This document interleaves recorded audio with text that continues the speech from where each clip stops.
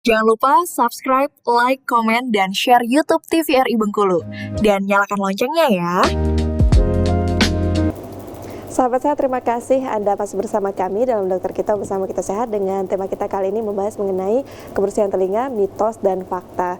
Tadi oleh Dokter Lisda ya dok, yang menarik sekali ya bagaimana ini tuh memang betul-betul terjadi di setiap hari dan bukan hanya sehari sekali ya, rasa sensasi yang membuat hilaf begitu ya, untuk membuat kita tuh ingin ngorek-ngorek telinga gitu. Boleh kita lanjutkan lagi dok? Oke, kita lanjut. Boleh, silakan.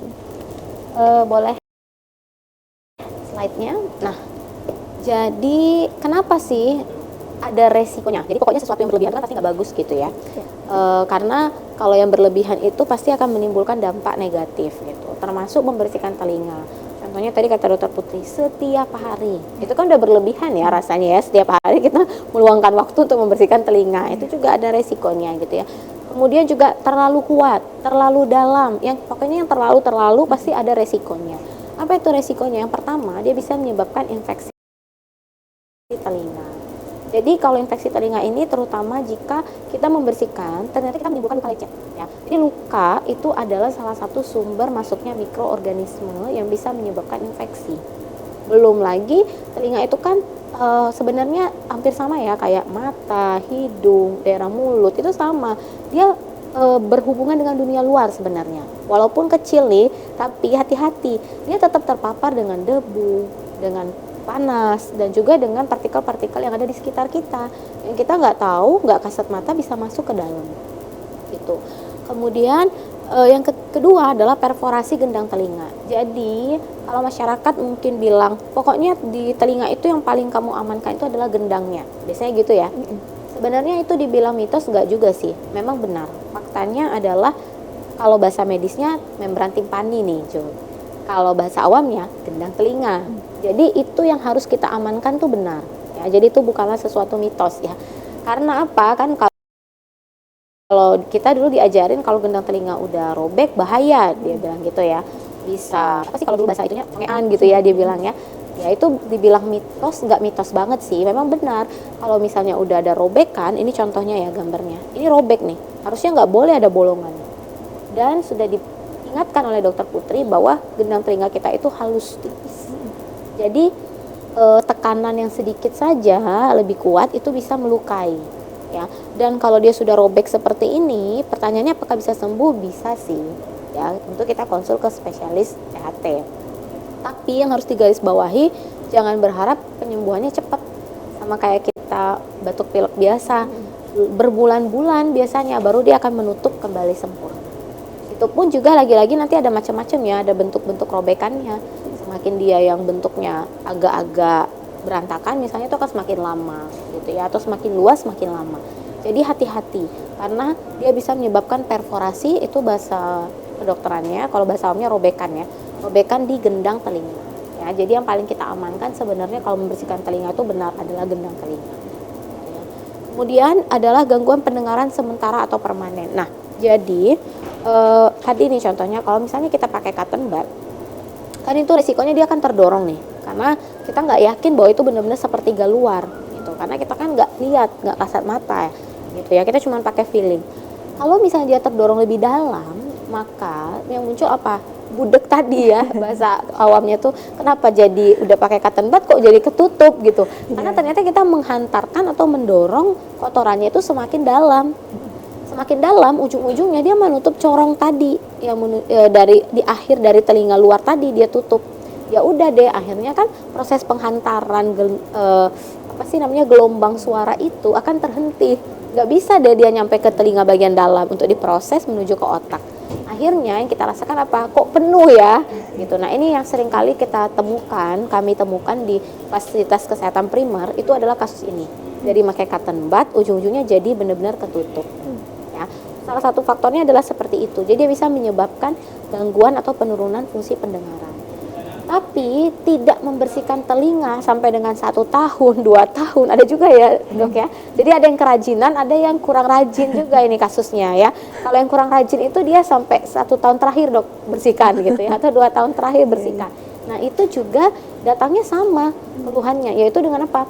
Penurunan pendengaran. Kenapa? Pas kita lihat ternyata udah penuh Jadi gelombang suara yang masuk ya, partikel gelombang suara yang mau dihantarkan itu udah nggak bisa masuk lagi karena udah terhalang oleh serumen-serumen tadi gitu. Makanya sebenarnya bagusnya sih kayak sekali 3 bulan boleh, atau maksimal banget sekali 6 bulan itu udah maksimal, kecuali pada kasus-kasus tertentu karena memang kita setiap individu berbeda ya.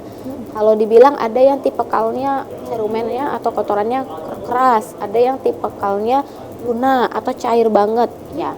Memang serumen itu ada yang cair, lunak sampai dengan yang keras gitu ya.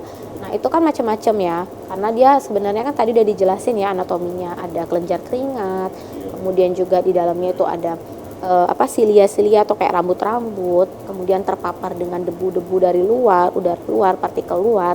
Nah itu yang akan membuat hasilnya olahannya itu macam-macam gitu. Kalau lagi banyak debunya mungkin dia akan lebih keras, relatif keras. Tapi kalau memang dia bersumber dari kelenjar keringat yang ada di sepertiga luar, mungkin dia akan lebih lunak dan berminyak gitu. Jadi memang itu benar ya, ada beberapa macam ya tipe-tipe dari kotoran telinga gitu ya.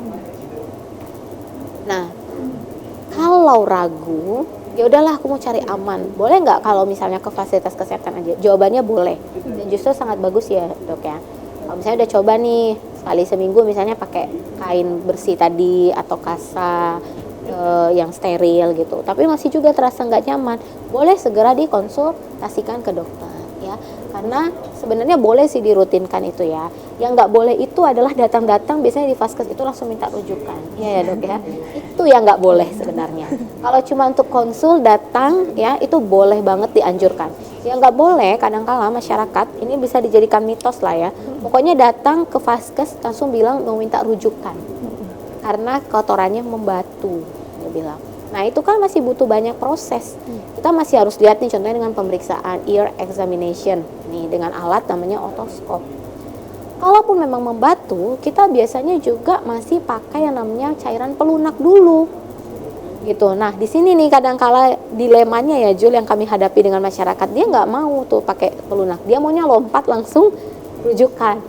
Ya padahal sebenarnya ini juga harusnya selesai di vaskes tingkat 1 gitu. Jadi yang itu boleh mitos ya untuk masyarakat yang menonton ya. Jadi mitos harus langsung datang minta rujukan. Tapi kalau pemeriksaan rutin fakta ya. Faktanya harus begitu ya. Iya betul sekali. Pemeriksaan rutin tapi ya gitu ya, bukan ngotot untuk rujukan ya. Kemudian pengangkatan serumen biasanya kalau udah di vaskes pasti yang steril lah ya, yang aman. Nggak mungkin dilakukan yang beresiko. Gitu ya. Biasanya kita akan lakukan yang namanya spooling.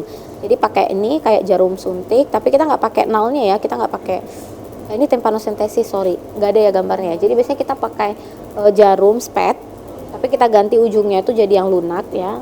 Kemudian kita bisa semprotkan cairan NaCl yang steril ke arah jam 11 atau arah jam 1. Itu tujuannya supaya dia keluar, jadi memantul keluar kotorannya. Dan itu harus dilakukan oleh tenaga yang berkompeten ya, atau di fasilitas kesehatan. Kemudian pengeluaran benda asing. Nah ini kasusnya sering kalau dia pakai cotton bud. Biasanya tinggal ujung cotton budnya juga tahu ya kasusnya ya. Jadi pas keluar tuh udah tinggal gagangnya doang gitu ya. Bahkan Dok izin saya pernah mengalami itu. Nah pernah saya mengalami itu. Jadi tertinggal. Itu sebenarnya kenapa alasannya cotton bud tidak direkomendasi. Iya. Pertama dia pengikatannya memang nggak terlalu kuat. Kalau kita terlalu kuat di dalam dia tinggal. Kalau tinggal kita buat masalah baru ya. Masalah kita ada 2, kotoran dan benda asing. Harusnya cuma 1 kan itu sih sebenarnya ya. Kemudian penanganan infeksi. Nah jadi kalau sudah terlalu banyak tadi yang kurang rajin ya kasusnya, itu ujung-ujungnya dia datang bukan cuma menutup atau terasa penuh aja, tetapi udah disertai nyeri ya Dok ya. Ternyata dari pemeriksaan pas kita periksa kenapa ada nyeri tekan, kenapa ada nyeri tarik misalnya. Nah itu udah menandakan ada infeksi di telinga luar. Dan kalau ada infeksi telinga luar, biasanya kita sembuhkan dulu infeksinya. Gitu. Ya, karena kalau infeksi dibiarin nanti kan dia bisa menimbulkan gejala yang lebih berat. Seperti itu. Nah ini adalah peran dokter ya, dan itu bisa masyarakat dapatkan di vaskes prima tingkat pertama. Ya boleh puskesmas, boleh klinik di mana fasilitas kesehatannya terdaftar ya. Baik Dok, menarik sekali, tapi kita harus jeda lagi, nanti kita sambung lagi ya. Pemirsa jangan kemana-mana, tetap bersama kami dalam Dokter Kita Bersama Kita Sehat.